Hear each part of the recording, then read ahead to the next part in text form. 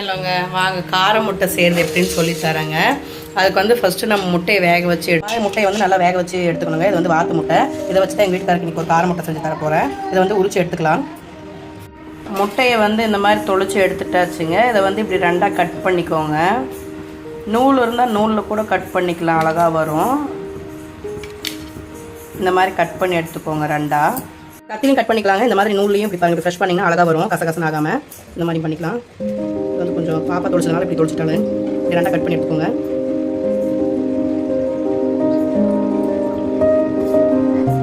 நழுவுதுங்க முட்டை.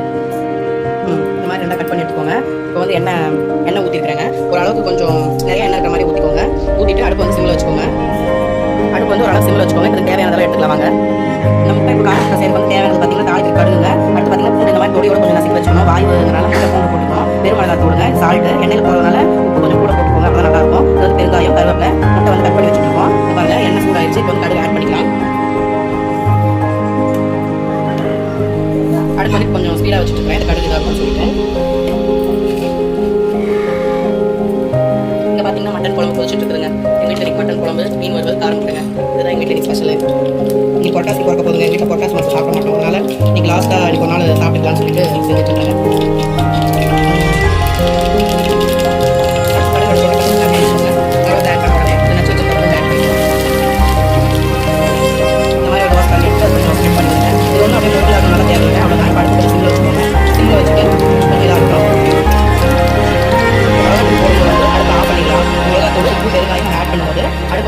ஆஃப் பண்ணிட்டு தாங்க போடணும், இல்லைன்னா மிளகாத்தூள் வந்து கறிக்கிறோம். ஆட் பண்ணிக்கோங்க.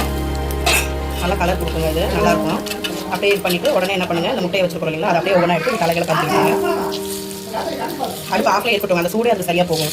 இந்த கார முட்டைக்கு வந்து அந்த சூடே சரியாக போகும். தோசைக்கல்லுடைய சூடே கரெக்டாக இருக்கும். அதனால தான் தோசை கல்லில் செய்யறது.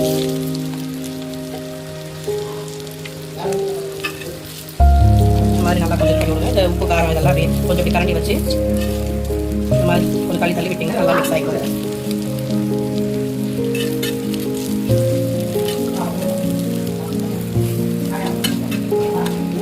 அடுப்பு ஆஃப் பண்ணிட்டேங்க. நல்லா பாருங்க, அந்த சூட்லேயே தான் இது நல்லா இதாகிட்டு இருக்குது. அவ்வளோதாங்க. ஒரு நிமிஷம் கழிச்சு இப்படி ஒரு திருப்பி திருப்பிங்கன்னா ரெண்டு சைடும் காரம் ஆகும். இல்லை தேவையில்லை நம்மளுக்கு அப்படின்னா அப்படியே ஒரு பக்கமாக இருக்காலே நல்லா இருக்குங்க. இந்த முட்டையை எடுத்து சாப்பிட்டு இந்த மசாலா சாப்பாடு சாப்பிட்டா சூப்பராக இருக்குங்க. வேஸ்ட் பண்ணிடாதீங்க. பாருங்க, இந்த மசாலா வெறும் சாப்பாடு போட்டு கலந்து சாப்பிட்டீங்கன்னா சூப்பராக இருக்கும். திருப்பி இப்படி போட்டுக்கிட்டிங்கன்னா நம்ம கார முட்டை ரெடி.